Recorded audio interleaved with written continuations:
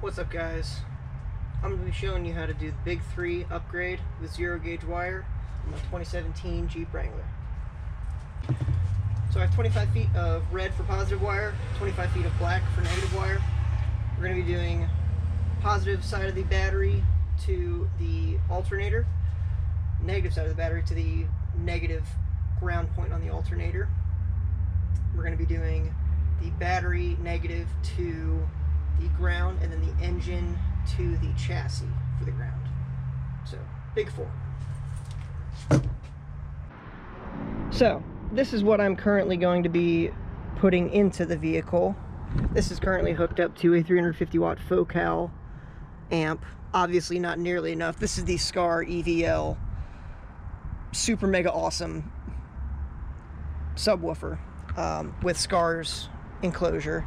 I'm going to be hooking it up to an RP 1500 monoblock, and I'm going to be hooking up the OFC Scar Audio 1500 watt wiring kit, and I'm hopefully going to be putting it underneath the passenger side seat.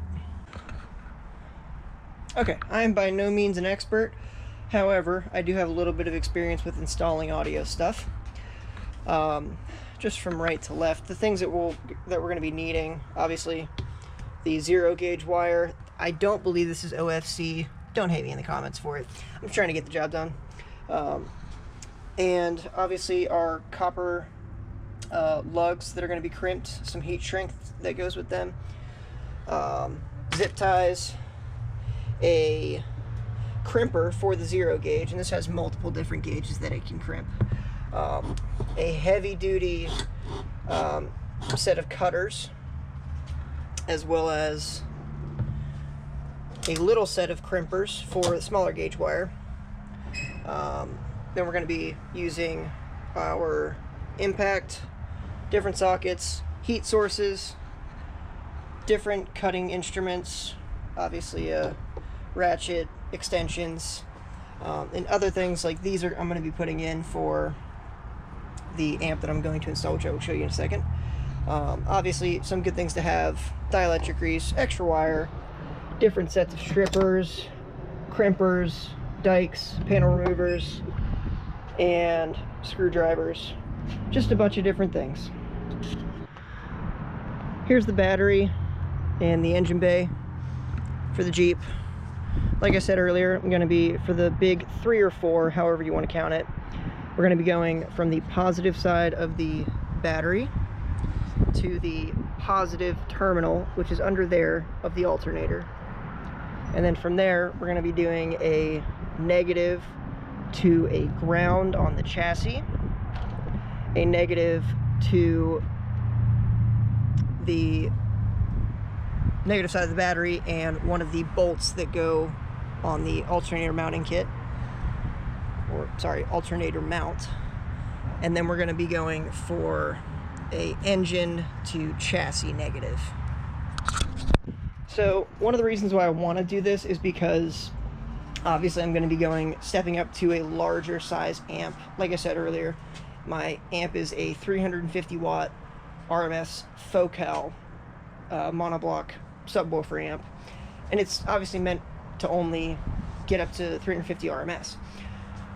The Scar EVL has an RMS of, I believe, 1250 or 1500, I forget exactly. There's a little bit of discrepancy because on their website they say 1500, but then on the box it says 1250. So from that, I obviously need to upgrade the wiring. I'm sitting at about a little over 14 volts at the battery whenever the vehicle's running, and sitting at about 12.4 to 12.6 volts whenever the vehicle's off.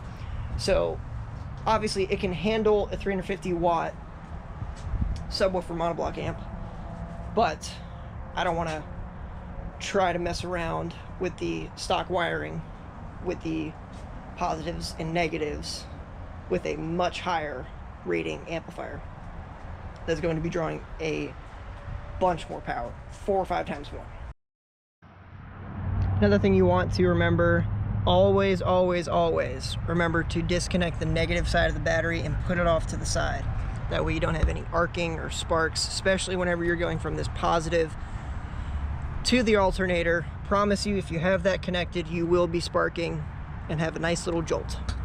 All right, so after going down one notch, crimping it a couple times, not the absolute prettiest thing, but it's pretty decent, and it is not coming off whatsoever. So now all we want to do, slide this over. I want to get it to about there and apply some heat. I only have my butane and a lighter there, so we're going to see how this works from a distance. Hopefully it doesn't melt it. All right, so after using the butane torch at a little bit of a distance, not the greatest, but not the worst either. You know, got the heat shrink thing done. And if you don't have, you know, a power outlet like I don't right here in my storage unit, then this is a great thing to use. One other thing I wanted to mention before I forget, this is a 13mm lug. That over there on, actually everything on the battery side is all 10mm.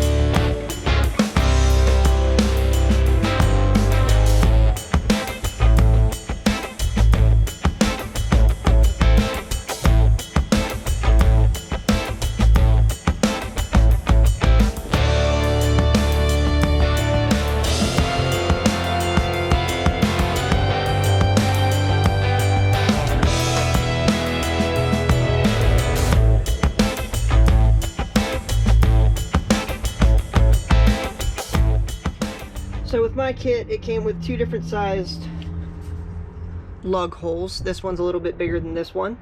You just want to, the one that I got was off of Amazon. It was an Amazon special, and it came with this nice crimper, as well as these really heavy duty wire cutters that are great for 0 gauge. It just cuts through them like butter.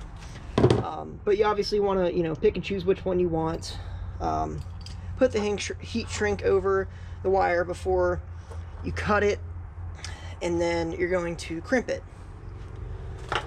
Obviously, as I had already done, basically the way that you want to cut the wire is you want to get a decent measurement from here to here, right? So from right here to the top of the wire, I want to cut about right there where my non-existent fingernail is. So from there, just want to be nice and careful, take your time with it, go all the way around, roll it around. Don't go too deep because you don't want to be cutting a bunch of wire strands if your wire is very thin and bristly. You just want to go through it, go through there, and I like to do a little cut right up the middle. That way it just comes right off like that. Alright, so I kind of went ahead and finished the rest of it.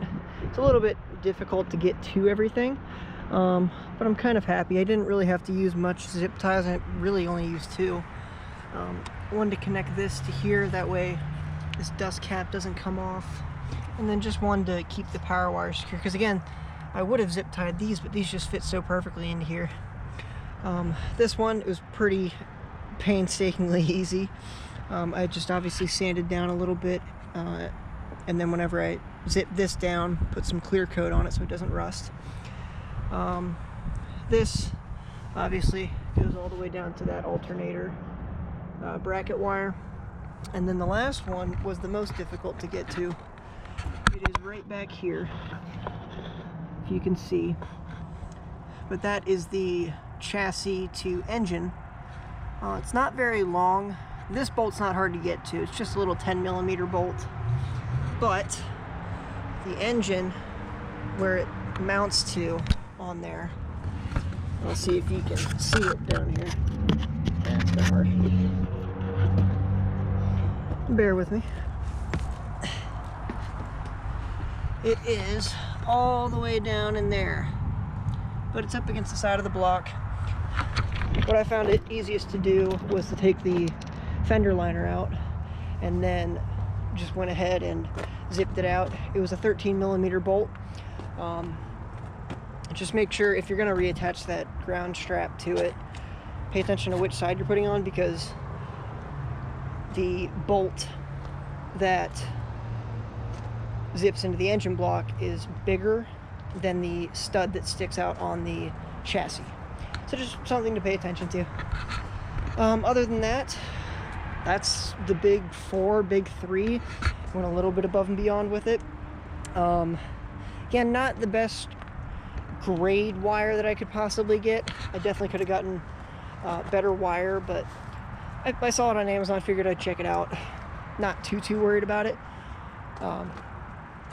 Again, it's just in preparation for the bigger things that are going to come with this. One of that's probably going to be around a 240 amp alternator,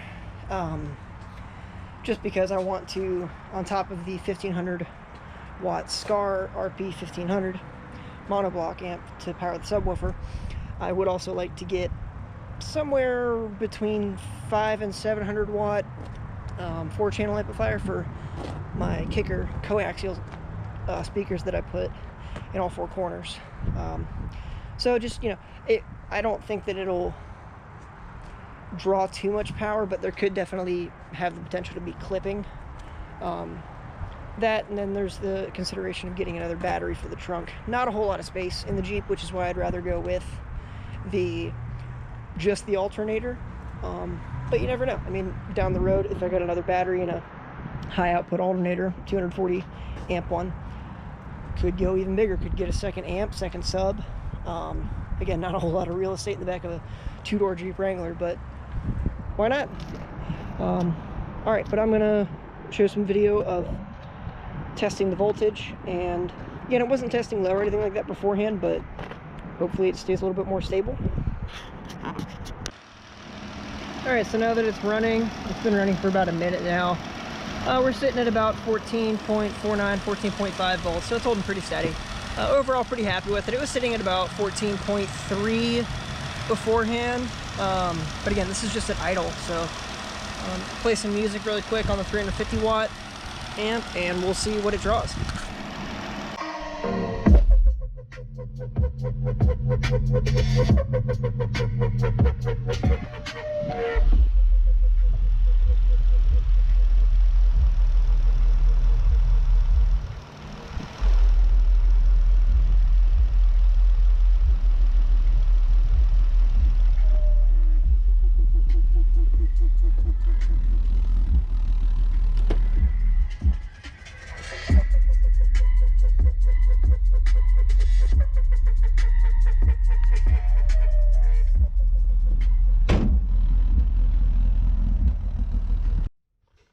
So obviously it's doing pretty good with it.